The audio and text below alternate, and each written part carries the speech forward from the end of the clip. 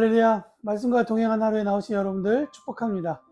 오늘도 한 번도 살아보지 못한 귀한 하루가 시작되었습니다. 주께서 우리에게 주신 말씀을 통해 하나님께 영광을 돌려드리는 우리의 하루가 되기를 원합니다. 사도신경으로 우리의 신앙을 고백하며 말동을 시작합니다. 나는 전능하신 아버지 하나님 천지의 창조주를 믿습니다. 나는 그의 유일하신 아들 우리 주 예수 그리스도를 믿습니다. 그는 성령으로 잉태되어 동정녀 마리아에게서 나시고 본디오 빌라도에게 고난을 받아 십자가에 못 박혀 죽으시고 장사된 지 사흘 만에 죽은 자 가운데서 다시 살아나셨으며 하늘에 오르시어 전능하신 아버지 하나님 우편에 앉아 계시다가 거기로부터 살아있는 자와 죽은 자를 심판하러 오십니다.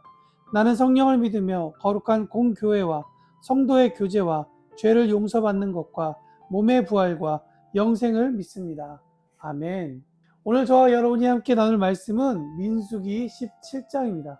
16장 1절에서 2절에 보면 레위의 증손 고앗의 손자 아스알의 아들인 고라와 루벤의 자손 엘리압의 아들 다단, 그리고 아베람과 벨렛의 아들 온, 이 사람들이 당을 짓고 이스라엘 자손 총회에서 택함을 받은 자 250명과 함께 일어나 모세를 대적했습니다. 그 이유가 무엇이냐? 회중이 각각 다 거룩하고 여호와께서도 그들 중 계시는데 왜 모세와 아론만 높이냐 하고 이야기를 한 것입니다. 진짜 그들의 리더십이 하나님으로부터 왔느냐라는 것이겠죠. 모세는 이렇게 제안합니다. 아침에 여호와께서 자기에게 속한 자가 누구인지, 거룩한 자가 누구인지 보이시고 그 사람을 자기에게 가까이 나오게 하실 것이다 라고 이야기를 합니다. 이 모세의 제안에 중요한 포인트 하나가 있다고 생각하는데요. 그것은 지금 이스라엘 공동체의 모습을 하나님께서 디자인하셨다, 하나님께서 이끌고 계시다라는 그 부분에 대한 믿음과 순종, 그래서 그 모든 결과에 대해 이스라엘이 하나님께 완전히 순종하는, 다시 말하면 순복하는가라는 점입니다. 이미 민수기 13장에서 이스라엘에게 주셨던 가나안 땅에 대해서 이스라엘은 믿지 않았고 정복하라는 말씀을 순종하지 않았습니다. 그 이유는 그 땅을 보고 온 몇몇 리더들의 증언 때문이었죠. 그들의 이야기를 보면 가나안 땅의 사람들은 크고 우리는 너무나도 작다, 백전백패다 라는 것이었습니다. 갈렙과 여호수아가 옷을 찢으며 백성들에게 말합니다. 지금 그들을 두렵게 하는 이들은 오히려 우리의 먹이다, 무엇보다 하나님께서 함께 하신다 라고 이야기하지만 이스라엘 백성들은 오히려 갈렙과 여호수아에게 돌을 던지려 합니다. 믿지 않았고 말씀에 순종하지 않았다는 것입니다. 이 사건으로 인해 하나님의 심판, 즉 갈렙과 여호수아 외에 출애굽 세대가 가나안 땅에 결코 들어가지 못한다라고 하나님께서 말씀하시죠. 이 말씀에 대해서 이스라엘 백성들이 어떻게 반응했습니까? 하나님께 범죄하였다면서 또 산꼭대기에 올라갑니다. 모세는 이야기합니다. 거기에 하나님 계시지 않는다. 그래도 백성들은 믿지 않았고 순종하지 않아 그들은 산에 올라갑니다. 산에 올라가서 어떤 일을 당하게 되죠? 아멜렉 사람과 산지에 살고 있었던 가나안 사람들에 의해서 그들은 무참하게 깨져버립니다. 그리고 오늘 토요일날 함께 나누었던 민수기 16장의 사건, 여러분 이 반역은 어떤 의미를 가지고 있느냐?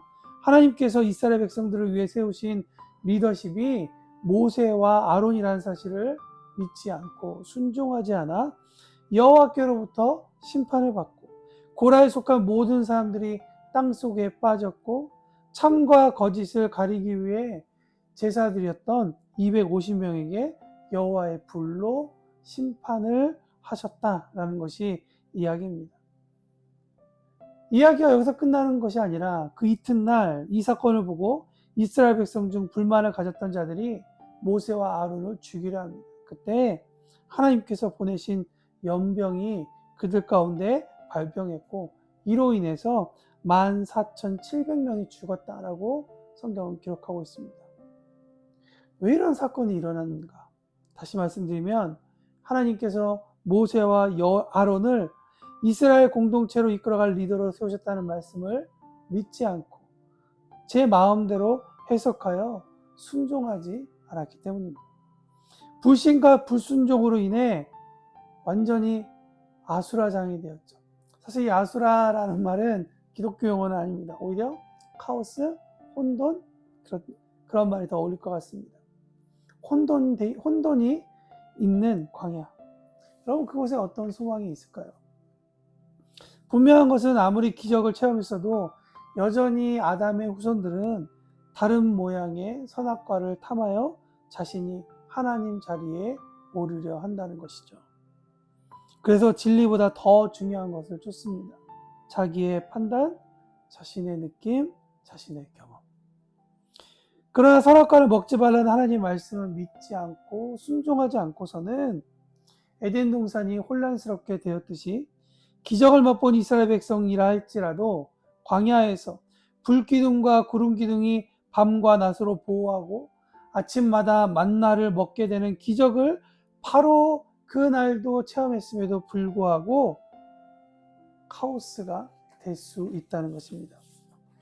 베드로전서 5장 8절에서 9절에 보면 이런 말씀이 있죠. 그시나라 깨어라 너희 대적 마귀가 우는 사자와 같이 두루다니며 삼키는 자를 찾나니 너희의 믿음을 굳게 하여 저를 대적하라.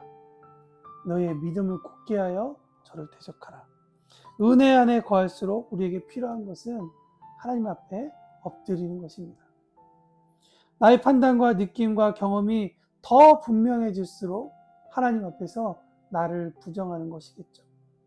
나의 믿음에 순종하는 것이 아니라 이 광야에서 나를 이끄실 하나님을 믿고 그 이끄심에 순종하는 것이 필요합니다. 오늘 이 믿음과 순종에 대해서 하나님 앞에 기도하고 하나님의 음성을 듣는 저와 여러분이 되기를 바랍니다. 그렇다면 이 카오스와 같은 지옥과 같은 광야의 이야기는 어떻게 마무리가 될까요?